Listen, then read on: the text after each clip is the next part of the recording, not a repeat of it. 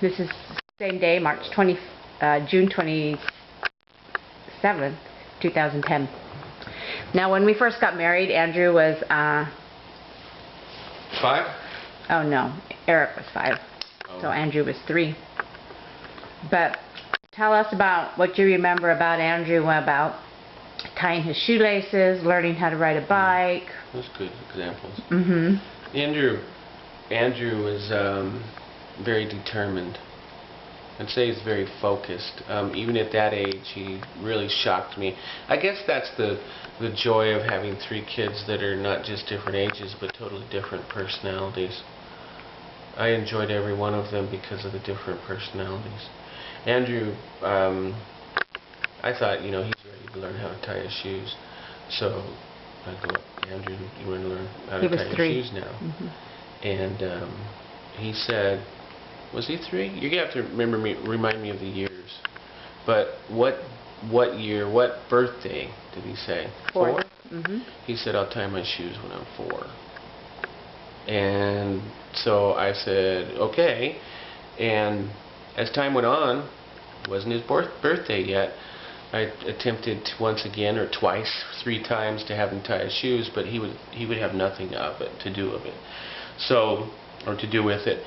But when his 4th birthday came around, he sat down and learned how to tie his shoe. I remember the morning of his 4th birthday. He sat down in the entryway. Tied his shoe. Yeah, and you were stunned. I was stunned. I remember Andrew's different experience learning to read too, because Andrew picked up reading very well. But I actually had to go in and talk to his teacher, because I would quiz Andrew at home, and come to find out that Andrew wasn't really reading. He had such a fantastic memory. He would look at the book and memorize the picture, and he could literally quote what he memorized. He did too. So he wasn't really reading. And I think the way I tested that was with another book or something that he had gone over once with his teacher, but not long enough to memorize it. And he started getting sentences out of order.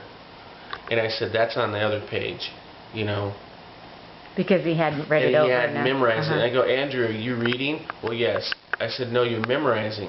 And it really frustrated me, so I actually went into the teacher and I said, is he really learning how to read here? That's what my concern was. It wasn't really frustration. It was like, my concern was, is he really learning how to read, or is he just memorizing? Because in my mind, if you memorized everything,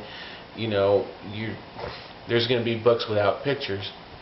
So the teacher said, actually, his kindergarten teacher said, that is no problem, because he's picking up the words. But Andrew learned how to read real quick in that case. Just a little bit different than his brother. I know. It was amazing. He has like a photographic memory. He used to memorize the movie Land Before Time. Land Before Time. He had that memorized. Every one of those lines memorized. Tell us about when he learned how to ride a bike.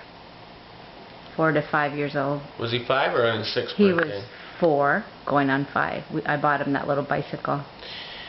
The same thing happened. He says, I'm not going to learn how to ride a bike until I think he said 6? 5. Sure, he says 5. I'm not going to learn how to ride my bike until I'm 5. I really didn't pursue it that much after that, because he did the same thing with me on tying his shoes, so I figured, okay, he was really serious. And literally, I was there when Eric learned how to ride his bike, but Andrew, on the other hand, his birthday is November 8th, and there was like snow on the ground and everything, but there's a couple clear spots in our driveway, Ash Avenue, and I look up and Nadine's out there pushing him, and he learned how to ride his bike. November 8th, it was blowing snow, and Andrew's out there with Nadine, and he rode his bike for the first time. I wouldn't say that he rode it around the block or around town. He rode it. He said, I can do this. Promptly came in and put up his bike, and it was done. And when the spring came, or the next summer, Andrew knew how to ride his bike, so that's all there was to it. When he sets his mind to something, he'll do it.